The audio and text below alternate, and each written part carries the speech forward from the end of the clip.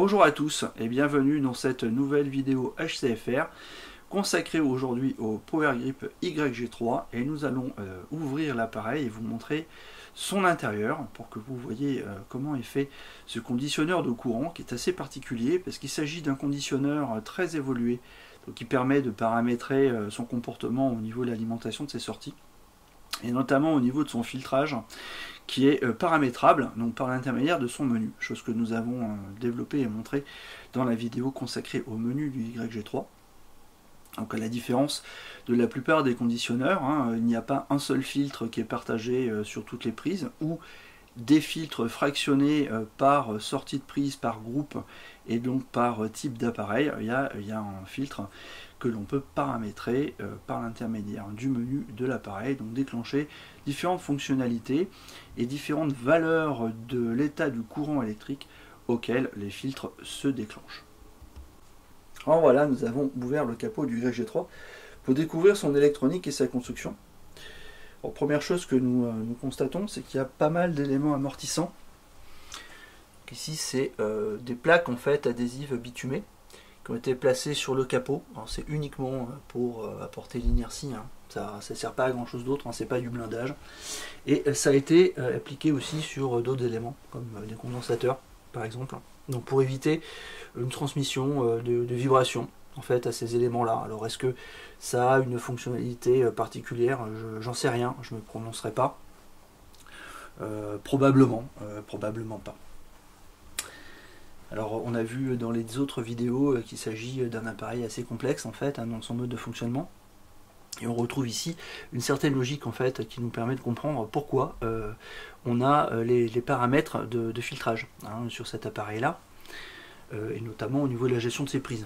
Alors déjà au niveau de la gestion des prises, parce que ça c'est quelque chose qui est assez facile à comprendre, il y a un ensemble de relais, donc ça c'est ces appareils là, ces composants, donc ils vont piloter les différents groupes de prises entre eux, mais aussi permettre d'enclencher certaines fonctionnalités de l'appareil, notamment la gestion des filtrages, puisque le YG3 a la particularité de présenter des étages de filtrage que l'on peut paramétrer. Ça c'est assez intéressant, c'est assez particulier même d'ailleurs. Alors au niveau du filtrage, il y a des choses qui sont assez communes à ce qu'on connaît. Donc là on voit une grosse self en fait qui va certainement s'occuper de tout ce qui est courant fort. D'ailleurs on le vérifie sur la PCB, c'est indiqué là, high voltage. Donc en théorie ça c'est le circuit de filtrage qui va s'occuper donc de tout ce qui est amplification. Donc ce qui est appelé sur cet appareil là c'est courant fort et hi-fi, donc tout ce qui est on va dire analogique. Mais l'ensemble du filtrage est en commun, de toute façon, il y aura très peu de particularités séparées en fait entre les deux gros groupes de filtrage. Enfin, on le voit quand même sur la PCB, les choses elles sont bien indiquées. Donc on a des réseaux de varistance. Donc là c'est la protection pour éviter des problèmes de pic de courant, de hausse de tension. Ce sont des circuits de sécurité qui sont classiques, des fusibles. Donc ça c'est aussi quelque chose d'assez simple et d'assez commun dans ce genre d'appareil. Les fusibles c'est ce qu'il y a de plus efficace justement en cas de problème électrique. Donc c'est assez normal d'en trouver dans cet appareil là. Ce qu'on peut voir d'autre, c'est qu'effectivement on a un gros dispositif de filtre ici, donc cette zone là, et c'est séparé notamment sur les appellations de la PCB, donc on voit très bien ce qui a été fait, donc ce qui a été séparé. Donc là c'est le fameux courant, le filtre pour les courants forts et donc pour la hi-fi. Et là c'est ce que PowerGrip dans le YG3 appelle le filtre général. Donc c'est apparemment un filtre simple qui lui ne bénéficie pas des différents paramètres qu'on peut avoir au niveau du menu. Alors dans sa composition c'est du filtrage traditionnel, on a du condensateur, on a des grosses selfs. Eux ils appellent ça une nanocrystalline filter. Bon, je vois pas trop à quoi ça correspond, mais pourquoi pas. On voit quelques appellations qui permettent d'identifier différents étages de filtrage. Résonance damper. Bon, ça c'est, je pense que c'est au niveau du courant électrique, c'est peut-être plus relatif à la DHT, ce genre de choses. ou peut-être une instabilité du courant. Bon, c'est des montages qui de toute manière d'après moi sont quand même assez simples, assez normés, hein. Il n'y a rien de particulièrement novateur dans l'ensemble de ce qui est fait là, hein, à part évidemment le mode de fonctionnement et de gestion de l'appareil qui est assez unique d'ailleurs. Et tout est marqué sur la PCB, donc c'est assez intéressant parce qu'on retrouve plus ou moins tous les éléments des différents menus, donc des paramétrages du filtre, hein, ce qui nous permet de comprendre un petit peu la logique hardware que l'on retrouve sur le management software de cet appareil. Donc en fait les choses elles sont quand même assez bien faites. On voit par exemple que la mise à la terre, tout est regroupé sur une même barrette. Donc au niveau du câblage, avec un câblage de bon diamètre, hein, donc les choses elles sont faites avec sérieux. Notamment au niveau des arrivées, donc l'arrivée de courant donc sur la prise C19. On a tout est repéré, hein, tout est bien fait. C'est vraiment propre, hein, en définitive. C'est quand même bien fait. Hein. C'est du beau travail. Il faut reconnaître que les choses ont été faites avec soin. Et ça, c'est assez rassurant. Puis c'est plaisant sur un appareil quand même qui coûte le prix qu'il coûte. Et ici, là, la petite carte en fait, donc qui va piloter l'écran et différentes fonctionnalités, puisque je ne vois pas de processeur sur la PCB principale. Alors ça va pas avoir, ça n'aurait pas eu en fait d'incidence particulière, hein, sur le mode de fonctionnement de l'appareil, hein, d'avoir le proc attenant à la PCB principale sur lequel le filtrage et l'arrivée de courant se retrouvent.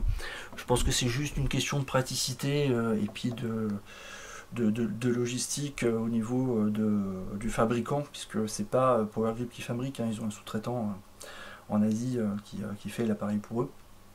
Bon, là, le fait d'avoir le filtre qui lui aura peu de chance d'avoir une panne opposé à la carte de contrôle qui elle est certainement un petit peu plus sensible, un petit peu plus fragile, notamment si la mise à jour firmware est foirée, puisqu'il faut passer par l'application eWeLink, donc ça veut dire passer, en tout cas pour l'instant par le Wi-Fi, peut-être qu'avec la prise d'entrée RJ45 les choses se passeront différemment. Mais pour l'instant, je pense qu'en cas de maintenance, de toute façon, c'était très bien de séparer les deux cartes et surtout de mettre le processeur sur la carte qui pilote l'écran. Alors, si on veut chercher le processeur, bon, ce sera un peu difficile de savoir de quoi il s'agit. Il faudrait faire un zoom très précis sur les différents éléments qui composent cette carte. Puis bon, en définitive, il y a très peu d'importance d'identifier ce composant-là. Non, ce qui est intéressant, c'est de savoir que les composants qui sont utilisés ici, même s'ils sont assez communs, sont de bonne qualité, ils sont bien dimensionnés. Et par rapport à la précédente réalisation de PowerGrip, donc le YG1, qui était en fait un clone de Belkin et d'autres conditionneurs de courant qui utilisaient exactement la même topologie, là on a quelque chose que j'ai, moi personnellement, encore jamais vu. Donc je pense que là c'est une étude véritablement faite pour le produit par rapport aux fonctionnalités du produit tel qu'il a été conçu. Alors qu'est-ce qu'on peut dire d'autre? Je ne sais pas, on voit que il y a des connecteurs notés options, donc ça c'est peut-être pour une prochaine version ou pour autre chose, va savoir, ça l'avenir nous le dira ou pas. En tout cas, pour l'instant, je dois dire que c'est un bien bel appareil. Et puis l'exploration des menus permet déjà de se rendre compte que les possibilités de management d'un système complet à partir des possibilités séquenceurs sont très très intéressantes. Donc là, c'est une belle construction, c'est sympa. Donc déjà, c'est rassurant de savoir que les choses sont assez bien faites. Est-ce qu'il y a quelque chose sous la PCB? Non, je pense pas. Non, a priori il n'y a rien dessous la PCB, c'est une simple face. Sur un appareil de ce type, de toute façon, c'est, je ne veux pas dire c'est couru d'avance, mais aucune importance et aucun intérêt d'avoir une PCB à plusieurs couches, et donc d'avoir des composants qui se retrouveraient dessous. Voilà pour notre vidéo qui vous montre l'intérieur de la bête, hein, donc du YG3 de chez PowerGrip. Alors je vous donne rendez-vous sur nos pages magazines, sur notre forum. Page magazine sur lesquelles il y aura un test écrit du YG3, donc qui synthétisera un petit peu tout ce que nous avons vu, qui mettra en avant d'autres analyses techniques et qui profitera de mesure aussi, puisque nous allons effectuer des mesures pour vérifier si cet appareil est efficace ou pas. Merci de nous avoir regardé jusqu'au bout, à bientôt.